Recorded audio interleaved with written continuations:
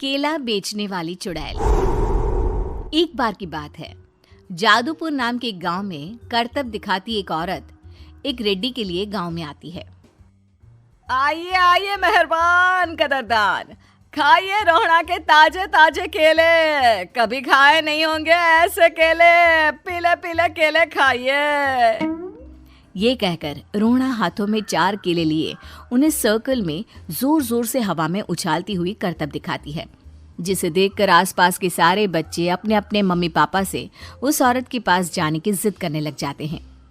पापा, ऐसा तो सर्कस में बॉल से होता है ना, ये आंटी तो केले से कर रही है। चलिए ना पापा, देखते हैं।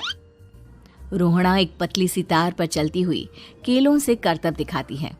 आते जाते सभी लोग बाहर रुककर उसके करतब देखते हैं और वाह वाही करते नहीं थकते। जैसे ही एक आदमी पास आकर उसे पैसे देने लग जाता है, तब वो कहती है, अरे नहीं नहीं साहब, मैं करतब तो बच्चों के मन को बहलाने के लिए करती हूँ। धंधा तो मेरा केले का है। पीछे देखो मेरी रिड्डी, जो भी मेरे केले खाएगा मेरी तरह चुस्त दुरुस्त और तंदुरुस्त हो जाएगा। पता चलता है क्या कि मेरी उम्र 55 की है। अरे पर ऐसे ठंड के मौसम में कोई केला क्यों खाएगा? ये ऐसे वैसे केले नहीं है साहब, ये शरीर में गर्मी देते हैं। ठंड को दूर भगाए जो भी रोहिणा के केले खाए। पापा, अगर मुझे केले नहीं मिले तो मैं घर नहीं जाऊंगी। तभी उसके पापा कहते हैं कि बेटा, केले ठंड में कभी गर्मी नहीं देते। ये सब कहने की बातें हैं, सामान बेचने का तरीका है इनका। पर पिंकी नहीं मानती। मैं केले खाऊंगी। पिंकी की जिद के आगे नत्थू हार जाता है और उसे केले खरीद कर दे देता है। पिंकी खुश होकर केले घर ले आकर खाती है। अब मैं भी करतब करूंगी, कितना मजा आएगा। जादुई केले। पिंकी पहला केला खत्म भी नहीं करती कि वो बेहोश हो जाती है।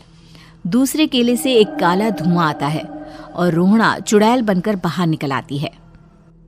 मेरे भूतिया केले बच्चे न खाए, ऐसा हो ही नहीं सकता। जादूपुर वालों, कब तक बचोगे? आ गई हूं मैं रोहड़ा, जिसका कोई नहीं कर सकता सामना। रोहड़ा पिंकी को गोद में उठाकर काले धुएं में कहीं गायब हो जाती है। शाम के वक्त नत्थू घर लौटता है और पिंकी को घर में ना पाकर उसकी माँ से कहता है, माँ पिंकी कहाँ है? अरे बेटा, उसे तो तू सुबह करतब दिखाने ले गया था ना, फिर कहाँ वापस आए तुम दोनों? मुझे लगा तू उसे अपने साथ मंडी ले गया होगा। हे भगवान, मेरी बच्ची कहाँ गई? मैं उसे घर ही तो छोड़कर गया था माँ। नत्थू गांव के घर कोने में अपनी बेटी को ढूंढता है, पर उसे वो कहीं नहीं मिलती।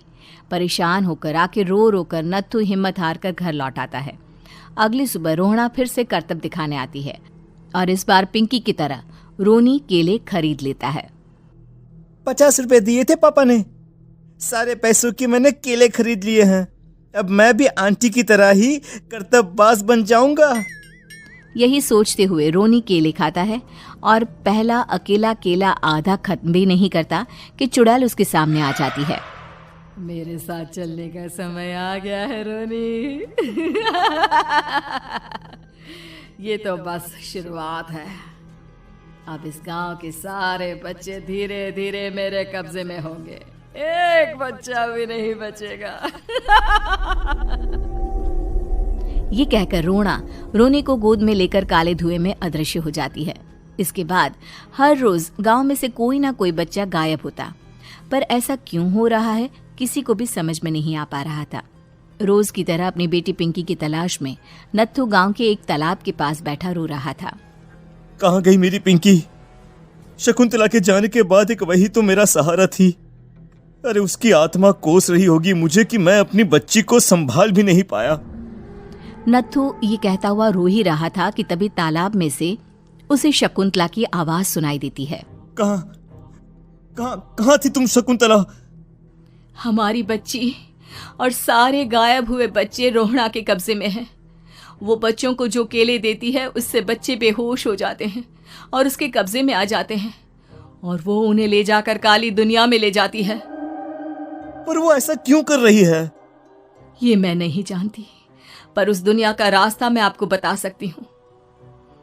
जहां ये नदी खत्म होती है वहां एक केले का पेड़ है, उसके नीचे एक दरवाजा है, वहीं से रास्ता जाता है उस दुनिया का। ये कहकर शकुंतला की आत्मा गायब हो जाती है। गांव के सभी लोग झुंड बनाकर उसी रास्ते से काली दुनिया में चले जाते हैं और वहां देखते हैं कि सारे बच्चे वहां काम कर रहे थे। पापा मुझे ले चलो यहाँ से। पापा पापा। सभी बच्चे अपने मम्मी पापा से लिपट जाते हैं। तो तुम लोग यहाँ तक आ गए? क्यों हमारे बच्चों को पकड़ लिया तूने? तुझे शिकार ही बनाना है तो ले, हम सब आ गए हैं, हमें खा ले। नहीं, मुझे बच्चे चाहिए। मेरे बच्चे के बदले तुम लोगों के बच्चे। क्या मतलब? मैं इसी गांव में रहने वाली एक औरत थी। केले की चोरी के इल्जाम में मेरे बेटे को गांव वालों ने इतना मारा कि वो मर गया। उसी दिन मैंने ठान लिया कि गांव वालों का भी वही हाल करूंगी। कुछ दिन बाद बेटे के चले जाने के दुख में मैं भी मर गई और मेरी भटकती आत्मा एक चुड़ैल बन गई। और फिर मैंने बदला लिया तुम सबके बच्चे छीनकर। बर्दाश्त नहीं कर पाए ना? सोचो मुझ पर क्या बीती होगी। हमें माफ कर दो रोना। पता नहीं ये किसकी गलती थी, पर हम सभी माफी मांगते हैं। हमारी खुशियां लौटा दो, तुम भी तो एक माँ हो। गांव वालों की बात सुनकर रोना का मन पिघल जाता है और वो बच्चों को छोड़ देती है। उसके बाद काली दुनिया बच्चों के लिए जादुई दुनिया बन जाती है। अब कोई भी कभी भी वहां आ जा सकता था।